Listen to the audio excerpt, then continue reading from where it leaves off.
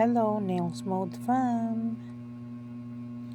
Ito po ang ating si client ay dinala ng kanyang wife. Yes po.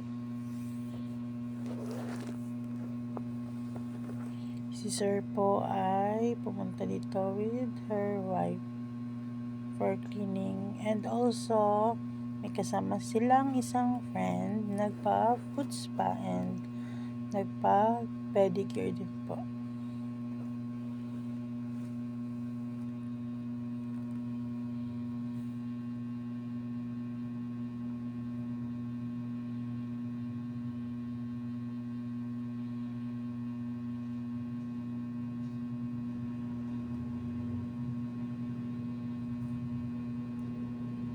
Sabi ni sir, mas okay na sa kanya ipalinis yung kanyang kuko kaysa ay kutingtingin niya po uli. Kasi yung kabilang nail toe niya ay namaga dahil nga sa paggalaw niya. Nag-nail check daw po si sir sa kanyang sariling kuko.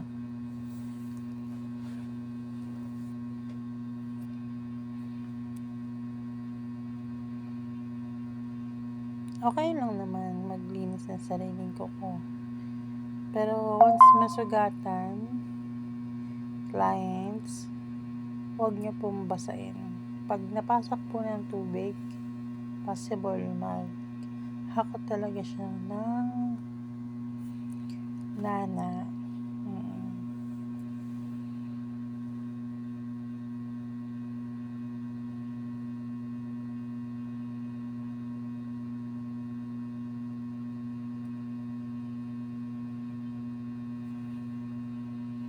Tinatanong ko dyan kay sir kung saan yung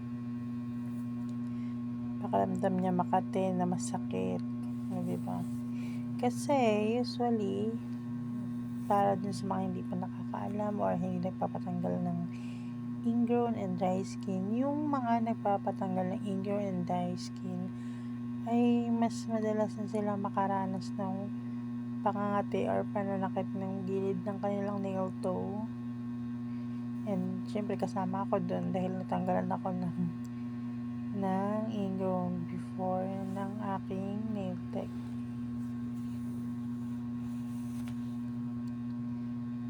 Pero yung mga hindi pa po talaga galaw yung mga nail toe nila, yung mga gilid ng nail toe, makikita niyo po mostly napaka perfect na nails nila.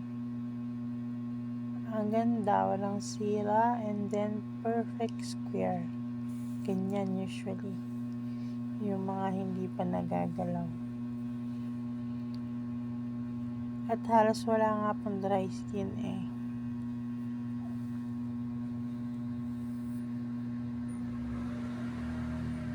Ito pong dry skin ni sir, medyo kapit siya, pero carry naman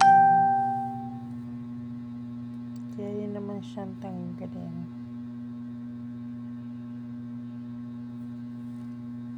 Dinadaan-daan lang natin kasi medyo mababa yung pain tolerance ni sir. Sasaktan siya pag masyado mo dutot ng pusher.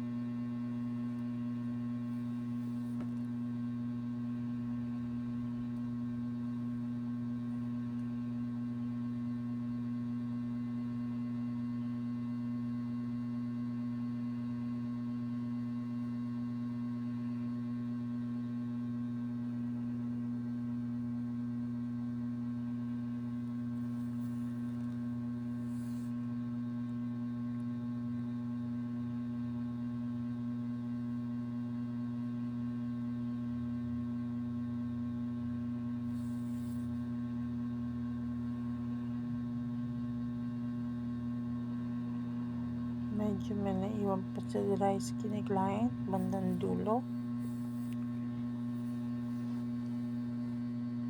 Kapit siya.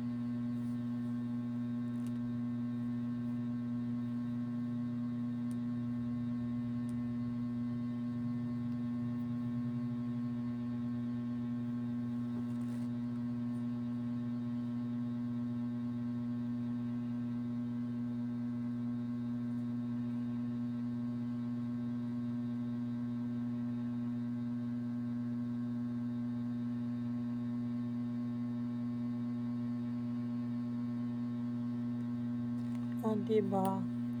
Hindi mo siya kailangan i-overcut pag naglilinis ka kahit sa paa mo. Yung kung ano lang ang may naban or feeling mo irritable ka talaga pag nandyan. Kasi nga, pag kapalan mo yan, i-overcut mo yan, papangit yung shaping ng nail. And then, every about 2 weeks,